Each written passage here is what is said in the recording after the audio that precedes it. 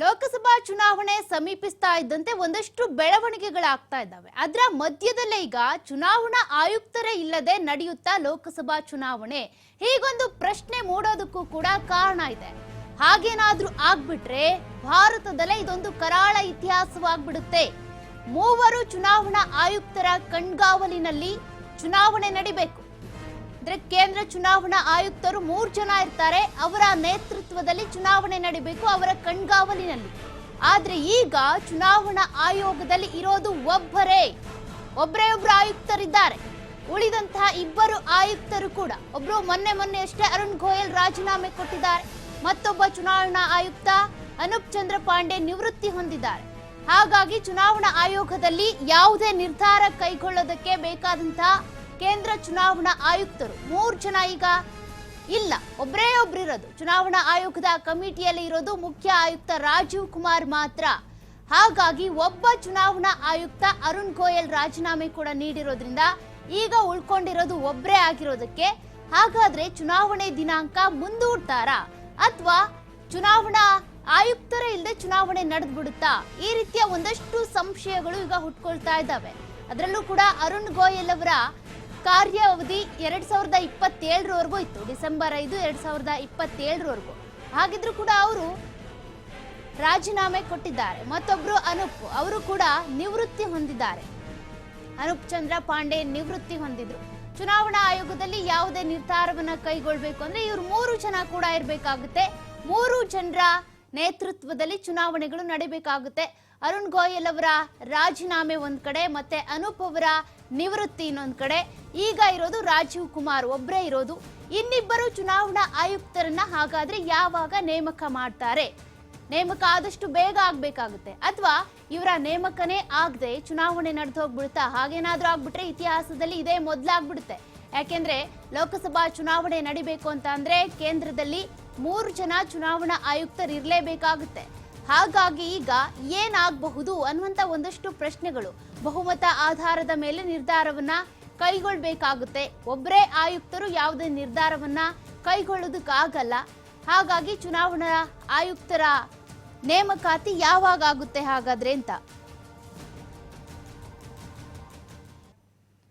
ಇನ್ನು ಚುನಾವಣಾ ಆಯುಕ್ತರ ಆಯ್ಕೆ ಸಮಿತಿಯಲ್ಲಿ ಮುಖ್ಯ ನ್ಯಾಯಮೂರ್ತಿಗೆ ಕೊಡಲಾಗಿದೆ. ಇದು ಕೂಡ ಒಂದಷ್ಟು ಸಂಶಯಕ್ಕೆ ಕಾರಣ ಆಗ್ತಾ ಇದೆ. ಆಯ್ಕೆ ಸಮಿತಿಯಲ್ಲಿ ಸುಪ್ರೀಂ ಕೋರ್ಟ್ ಸಿಜೆಐ ಅವರನ್ನ ಕೈ ಬಿಡ್ತಾ ಕೇಂದ್ರ ಸರ್ಕಾರ ಅನ್ನುವಂತ ಪ್ರಶ್ನೆ. ಪ್ರಧಾನಿ ಮೋದಿ ವಿರೋಧ ಪಕ್ಷದ ನಾಯಕ ಮಾತ್ರ ಇದ್ದಾರಂತೆ ಆಯ್ಕೆ ಸಮಿತಿಯಲ್ಲಿ. ವಿರೋಧ ಪಕ್ಷದ ನಾಯಕ ಆಗಿರುವಂತ ಅಧೀರ್ ರಂಜನ್ ಚೌಧರಿ ಅವರಿದ್ದಾರೆ ಈ ಸಮಿತಿಯ ಸದಸ್ಯರಾಗಿ. ಸುಪ್ರೀಂ ಕೋರ್ಟ್ ಮುಖ್ಯ ನ್ಯಾಯಮೂರ್ತಿ ಅವರನ್ನ ಕೈ ಬಿಟ್ಟಿರೋದ್ರ ಹಿಂದೆ ರಾಜಕೀಯ ಇದೆಯಾ? ಹಲವು ದಿನಗಳಿಂದ ಕೂಡ ಕೇಂದ್ರ ಸರ್ಕಾರಕ್ಕೆ ಚಾಟಿ ಬೀಸ್ತಿದ್ದಾರೆ. ಹಾಗಾಗಿ ಚುನಾವಣಾ ಆಯುಕ್ತರ ಆಯ್ಕೆ ಸಮಿತಿಯಲ್ಲಿ ಇವರಿಗೆ ಕೊಟ್ರ ಸುಪ್ರೀಂ ಕೋರ್ಟ್ ಸಿಜೆಐ ಅವರನ್ನ ಕೈ ಬಿಡೋದಕ್ಕೆ ಇಲ್ಲೂ ಕೂಡ ರಾಜಕೀಯ ನಡೀತಾ ಇದೆಯಾ? ಪ್ರಧಾನಿ ಮೋದಿ ವಿರೋಧ ಪಕ್ಷದ ನಾಯಕ ಮಾತ್ರ ಈಗ ಅಲ್ಲಿ ಇರುವಂತದ್ದು. ಈ ಒಂದು ಚುನಾವಣಾ ಆಯುಕ್ತರನ್ನ ನೇಮಕಾತಿ ಮಾಡುವಂತ ಸಮಿತಿ ಏನಿರುತ್ತೆ, ಆ ಸಮಿತಿಯಲ್ಲಿ ಈಗ ವಿರೋಧ ಪಕ್ಷದ ನಾಯಕ ಆಗಿರುವಂತ ಅಧೀರ್ ರಂಜನ್ ಚೌಧರಿ ಮತ್ತೆ ಪ್ರಧಾನಿ ಮೋದಿ ಇವರಿಬ್ಬರೇ ಇರೋದು. ಹಾಗಾಗಿ ಈಗ ಲೋಕಸಭಾ ಚುನಾವಣೆ ನೇಮಕಾತಿ ಮಾಡುವಂತಹ ಈ ಚುನಾವಣಾ ಆಯೋಗದಲ್ಲೂ ಕೂಡ ಒಂದಷ್ಟು ರಾಜಕೀಯ ನಡೀತಾ ಇದೆಯಾ? ಯಾಕಾಗಿ ಸುಪ್ರೀಂ ಕೋರ್ಟ್ ಮುಖ್ಯ ನ್ಯಾಯಮೂರ್ತಿ ಆಗಿರುವಂತಹ ಸಿಜೆಐ ಅವರನ್ನ ಯಾಕೆ ಕೈ ಬಿಟ್ರು? ಹಾಗಾದ್ರೆ ಚಂದ್ರಚೂಡ್ ಅವರು ಇತ್ತೀಚೆಗೆ ಒಂದಷ್ಟು ತೀರ್ಮಾನಗಳೇನಿದಾವೆ, ಜಡ್ಜ್ಮೆಂಟ್ ಏನಿದಾವೆ, ಕೇಂದ್ರ ಸರ್ಕಾರದ ವಿರುದ್ಧವಾಗಿ ಜಡ್ಜ್ಮೆಂಟ್ ಕೊಡ್ತಾ ಇದ್ರು. ಹಾಗಾಗಿ ಅವರನ್ನು ಕೈ ಬಿಟ್ರಾ?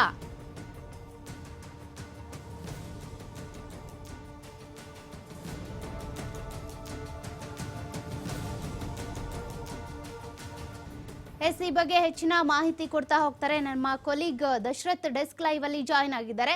ದಶರಥ್, ಈಗ ಒಂದಷ್ಟು ಪ್ರಶ್ನೆಗಳಂತೂ ಮೂಡೋದು ಸಹಜ. ಯಾಕೆಂದ್ರೆ ಇತ್ತೀಚೆಗೆ ಚಂದ್ರಚೂಡ್ ಅವರು ಕೊಡ್ತಾ ಇದ್ದಂತ ಒಂದಷ್ಟು ತೀರ್ಮಾನಗಳು ಅಥವಾ ನಿರ್ಧಾರಗಳೇನಿದ್ದಾವೆ, ಸುಪ್ರೀಂ ಕೋರ್ಟ್ ನಿಂದ ಬರ್ತಾ ಇದ್ದಂತ ತೀರ್ಮಾನಗಳು ಕೇಂದ್ರ ಸರ್ಕಾರದ ವಿರುದ್ಧವಾಗಿನೇ ಇರ್ತಾ ಇತ್ತು, ನ್ಯಾಯಯುತವಾಗಿರ್ತಾ ಇತ್ತು. ಹಾಗಾಗಿನೇ ಅವರನ್ನ ಈ ಚುನಾವಣಾ ಸಮಿತಿಯ ಆಯೋಗದಿಂದ ಕೈ ಬಿಟ್ರಾ?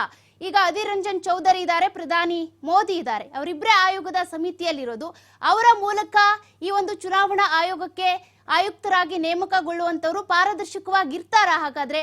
ಅಥವಾ ನೇಮಕಾತಿ ಚುನಾವಣೆಯ ಸಂದರ್ಭದಲ್ಲಿ ಆಗುತ್ತಾ, ಇವರ ನೇಮಕಾತಿ ಆಗದೇನೆ ಚುನಾವಣೆ ನಡೆದು ಹೋಗುತ್ತಾ? ಹೀಗೆಲ್ಲ ಒಂದಷ್ಟು ಪ್ರಶ್ನೆಗಳಿದ್ದಾವೆ. ಏನೆಲ್ಲ ಡೆವಲಪ್ಮೆಂಟ್ಸ್ ಆಗ್ತಾ ಇದೆ ಅಂತ. ಸೌಖ್ಯ, ಚುನಾವಣೆ ಅಂತ ಹೇಳಿ ಅತ್ಯಂತ ಪಾರದರ್ಶಕವಾಗಿರಬೇಕು. ಯಾವುದೇ ರಾಜಕೀಯ ಪಕ್ಷದ ಅಣತಿಗೂ ಸಿಗದಂತೆ, ಅಪ್ಪಣೆಗೂ ಸಿಗದಂತೆ ಸಾಂವಿಧಾನಿಕ ಸಂಸ್ಥೆಯಾಗಿ ಅತ್ಯಂತ ಪಾರದರ್ಶಕವಾಗಿ ಚುನಾವಣೆಗಳು ನಡೀಬೇಕು ಅಂತ ಹೇಳಿದ್ರೆ ಕೇಂದ್ರ ಚುನಾವಣಾ ಆಯೋಗ ಅಥವಾ ರಾಜ್ಯ ಚುನಾವಣಾ ಆಯೋಗ ಯಾವುದೇ ಪಕ್ಷದ ಹಿಡಿತಕ್ಕೆ ಸಿಗಬಾರದು.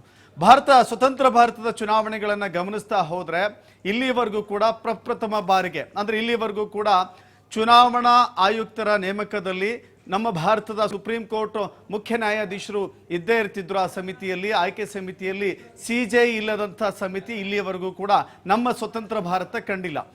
ಇದೇ ಮೊಟ್ಟ ಮೊದಲ ಬಾರಿಗೆ ಸಿಜೆ ಇಲ್ಲದಂಥ ಚುನಾವಣಾ ಸಮಿತಿ ಆಯುಕ್ತರನ್ನ ಅಥವಾ ಚುನಾವಣೆಯ ಆಯೋಗದ ಆಯುಕ್ತರ ನೇಮಕಾತಿ ಸಮಿತಿಯಲ್ಲಿ ಮೊಟ್ಟ ಮೊದಲ ಬಾರಿಗೆ ಸುಪ್ರೀಂ ಕೋರ್ಟ್ನ ನ್ಯಾಯಮೂರ್ತಿಗಳಿಲ್ಲದ, ಮುಖ್ಯ ನ್ಯಾಯಮೂರ್ತಿಗಳಿಲ್ಲದ ಸಮಿತಿಯ ಆಯ್ಕೆಯನ್ನು ಕೂಡ ನೋಡ್ತಾ ಇದ್ದೇವೆ. ಚುನಾವಣಾ ಆಯೋಗ ಅತ್ಯಂತ ಪಾರದರ್ಶಕವಾಗಿರಬೇಕು ಅಂತ ಹೇಳಿದ್ರೆ ಹೌದಪ್ಪ ಹೌದು, ಝೀವುಝೂರ್ ಅನ್ನುವಂಥ ವ್ಯಕ್ತಿಗಳು ಆ ಸಮಿತಿಯಲ್ಲಿ ಇರಬಾರ್ದು. ಯಾಕೆಂತ ಹೇಳಿದ್ರೆ ಅಂತ ಹೇಳಿದ್ರೆ ಆದ್ರೆ ಇದೇ ಮೊದಲ ಬಾರಿಗೆ ನೋಡಿ, ಇಬ್ಬರು ನಮ್ಮ ಚುನಾವಣಾ ಆಯುಕ್ತರು ಇಬ್ಬರು ಕೂಡ ರಿಸೈನ್ ಆಗಿದ್ದಾರೆ. ಒಬ್ರು ಅನೂಪ್ ಚಂದ್ರ ಪಾಂಡೆ ನಿವೃತ್ತಿ ಆಗಿದ್ದಾರೆ, ಅರುಣ್ ಗೋಯಲ್ ರಾಜೀನಾಮೆ ಕೊಟ್ಟಿದ್ದಾರೆ. ಈಗಿರುವಂಥದ್ದು ಏಕೈಕ ಆಯುಕ್ತರಿದ್ದಾರೆ, ಮುಖ್ಯ ಆಯುಕ್ತರು ರಾಜೀವ್ ಕುಮಾರ್ ಅಂತ ಹೇಳಿ. ರಾಜೀವ್ ಕುಮಾರ್ ಮಾತ್ರ ಇದ್ದಾರೆ. ಹೀಗಾಗಿ ರಾಜೀವ್ ಕುಮಾರ್ ಏಕಮಾತ್ರ ತೀರ್ಮಾನವನ್ನು ತೆಗೆದುಕೊಳ್ಳಿಕ್ಕೆ ಸಾಧ್ಯವಾಗುವುದಿಲ್ಲ. ಇನ್ನಿಬ್ಬರನ್ನು ಕೂಡ ನೇಮಕ ಮಾಡಬೇಕಾಗತ್ತೆ. ಇನ್ನಿಬ್ಬರು ಆಯುಕ್ತರನ್ನ ನೇಮಕ ಮಾಡಿಕೊಳ್ಳುವಂತಹ ಸಮಿತಿಯಲ್ಲಿ ನಮ್ಮ ದೇಶದ ಪ್ರಧಾನಮಂತ್ರಿಗಳಿರ್ತಾರೆ, ವಿರೋಧ ಪಕ್ಷದ ನಾಯಕರಿರ್ತಾರೆ. ಈ ಹಿಂದೆ ಸಿಜೆ ಇರ್ತಿದ್ರು, ಈಗಿಲ್ಲ. ಸೊ ಹೀಗಾಗಿ ಸಿಜೆ ಇಲ್ಲದಂತಿರುವಂತಹ ಚುನಾವಣೆ ಅಂದ್ರೆ ಅವರ ಅನುಪಸ್ಥಿತಿಯಲ್ಲಿ ಈ ಚುನಾವಣೆಯನ್ನ ಎದುರಿಸ್ತಾ ಇದ್ದೇವೆ ಅನ್ನೋದು ಬಹಳ ಪ್ರಮುಖವಾಗುತ್ತೆ. ಇನ್ನೇನು 13-14ನೇ ತಾರೀಕು ಚುನಾವಣಾ ಆಯೋಗದ ಆಯುಕ್ತರ ನೇಮಕಾತಿಯ ಸಮಿತಿಯ ಸಭೆ ನಡೆಯುತ್ತೆ. ಅಲ್ಲಿ ಸರ್ಚಿಂಗ್ ಕಮಿಟಿ ಕೆಲವರ ಹೆಸರುಗಳನ್ನು ಫೈಂಡಿಂಗ್ ಮಾಡುತ್ತೆ. ಅದರಲ್ಲಿ ಅಂತಿಮವಾಗಿ ಈ ಸಮಿತಿ ಆಯ್ಕೆ ಮಾಡುತ್ತೆ. ಆದರೆ ಚುನಾವಣೆಯ ಇತಿಹಾಸವನ್ನು ಗಮನಿಸ್ತಾ ಹೋದರೆ ನಮ್ಮ ಚುನಾವಣೆ ಆರಂಭವಾಗಿದ್ದಾಗಿಂದನೂ ಕೂಡ ಇಲ್ಲಿವರೆಗೂ ಕೂಡ ಅತ್ಯಂತ ಪಾರದರ್ಶಕವಾಗಿ ನಡೆದಿತ್ತು. ಕಳೆದ 2023ರ ಮಾರ್ಚ್ನಲ್ಲಿ ಮಂಡನೆಯಾದಂಥ ಏನು ಕಾಯ್ದೆ ಇದೆ, ಆ ಕಾಯ್ದೆಯ ಅನುಸಾರವಾಗಿ ಎಲ್ಲೋ ಒಂದು ಕಡೆ ಅದರ ಸ್ವಾಯತ್ತತೆಯನ್ನು ಅಥವಾ ಅದರ ಘನತೆಯನ್ನು ಕಡಿಮೆ ಮಾಡುವಂಥ ಪ್ರಯತ್ನ ಆ ಕಾಯ್ದೆಯಿಂದ ಆಯಿತು ಅಂತ ಹೇಳಿ ಅದಕ್ಕೆ ಸಾಕಷ್ಟು ರೀತಿಯ ವಿರೋಧಗಳು ವ್ಯಕ್ತವಾಗಿದೆ. ಅನೇಕ ಡಿಬೇಟ್ಗಳು ನಡೆದಿದೆ ದೇಶಾದ್ಯಂತವೂ ಕೂಡ. ಸಿಜೆ ಇರಬೇಕು ಎನ್ನುವ ವಾದವನ್ನು ಅನೇಕರು ಮಂಡಿಸಿದ್ರು.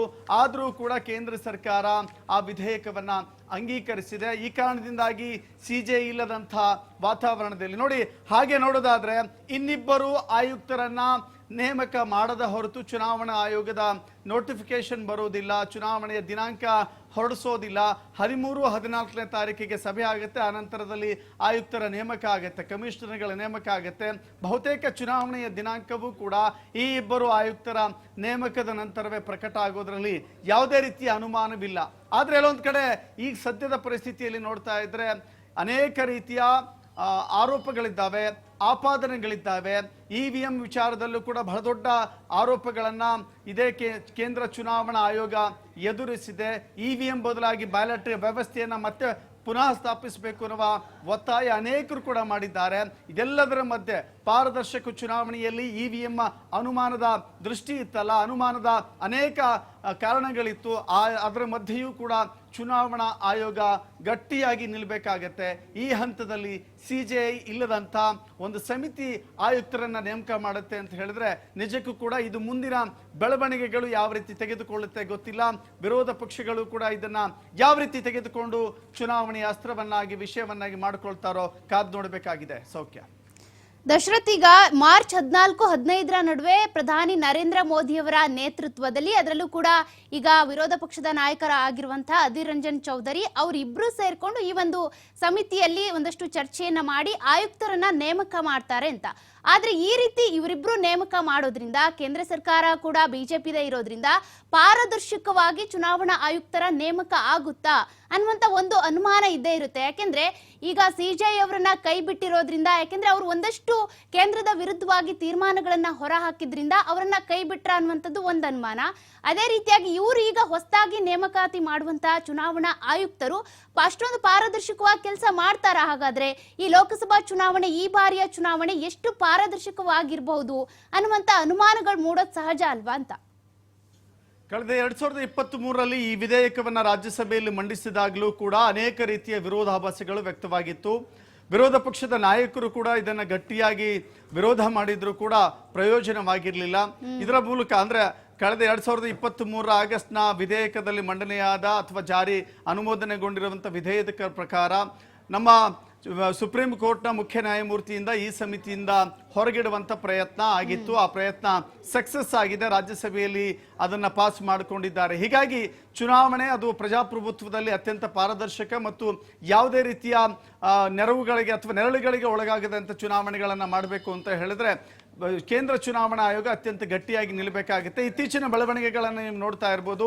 ಕೇಂದ್ರದ ಅನೇಕ ರೀತಿಯ ಘಟನೆಗಳು, ಕೇಂದ್ರದ ಅನೇಕ ರೀತಿಯ ಘಟನಾವಳಿಗಳ ಮೇಲೆ ಮುಖ್ಯ ನ್ಯಾಯಮೂರ್ತಿಗಳು ಕಮೆಂಟ್ ಮಾಡ್ತಾ ಇದ್ದಾರೆ. ಈ ಕಾರಣದಿಂದಾಗಿ ನೋಡಿ, ಒಂದು ಪಾರದರ್ಶಕ ವ್ಯವಸ್ಥೆ ಬರಬೇಕು. ಆದರೆ ಎಲ್ಲೋ ಒಂದು ಕಡೆ ಕೇಂದ್ರ ಸರ್ಕಾರ ಕೇವಲ ಮುಖ್ಯ ಚುನಾವಣಾ ಆಯೋಗದ ಮುಖ್ಯ ಆಯುಕ್ತರು ಮಾತ್ರವಲ್ಲ ಅಥವಾ ಇತರ ಆಯುಕ್ತರ ನೇಮಕಾತಿ ವಿಚಾರದಲ್ಲಿ ಮಾತ್ರವಲ್ಲ, ಅನೇಕ ಪಾಲಿಸಿಗಳನ್ನು ನೋಡ್ತಾ ಇದ್ರೆ ಅದನ್ನ ಅನೇಕ ವಿರೋಧಗಳಿದೆ. ವಿರೋಧಗಳ ಮಧ್ಯೆಯೂ ಕೂಡ ಕೇಂದ್ರ ಸರ್ಕಾರ ವಿಧೇಯಕಗಳನ್ನು ಪಾಸ್ ಮಾಡ್ತಾ ಹೊರಟಿದೆ. ಆದರೆ ಚುನಾವಣೆ ಅಂತ ವಿಷಯಕ್ಕೆ ಬಂದಾಗ ಚುನಾವಣೆಗಳು ರಾಷ್ಟ್ರದ ಪ್ರಜಾಪ್ರಭುತ್ವದ ಹಬ್ಬಗಳು ಅಂತ ಕರೆಯಲ್ಪಡ್ತಾರೆ.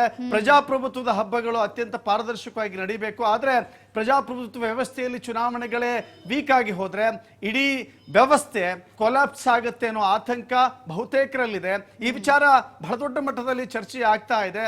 ಸದ್ಯಕ್ಕಂತೂ ಈ ಚರ್ಚೆಗೆ ಒಳಪಟ್ಟ ನಂತರವೂ ಬದಲಾವಣೆ ಆಗುತ್ತೆ ಅಂತ ಹೇಳಿದ್ರೆ ಬದಲಾವಣೆ ನಿರೀಕ್ಷೆ ಮಾಡ್ಲಿಕ್ಕಂತೂ ಸದ್ಯಕ್ಕಂತೂ ಸಾಧ್ಯವಿಲ್ಲ. ಸದ್ಯಕ್ಕೆ 13-14ಕ್ಕೆ ಕಾಯ್ದು ನೋಡಬೇಕಾಗುತ್ತೆ ಯಾರು ಚುನಾವಣಾ ಆಯುಕ್ತರಾಗಿ ನೇಮಕಗೊಳ್ತಾರೆ ಅನ್ನೋ ವಿಷಯ ಕೂಡ ಅಂತಿಮಗೊಳ್ಳುತ್ತೆ. ಸೌಖ್ಯ, ಥ್ಯಾಂಕ್ ಯು ದಶರಥ್ ನಿಮ್ಮೆಲ್ಲ ಡೀಟೇಲ್ಸ್ಗೆ.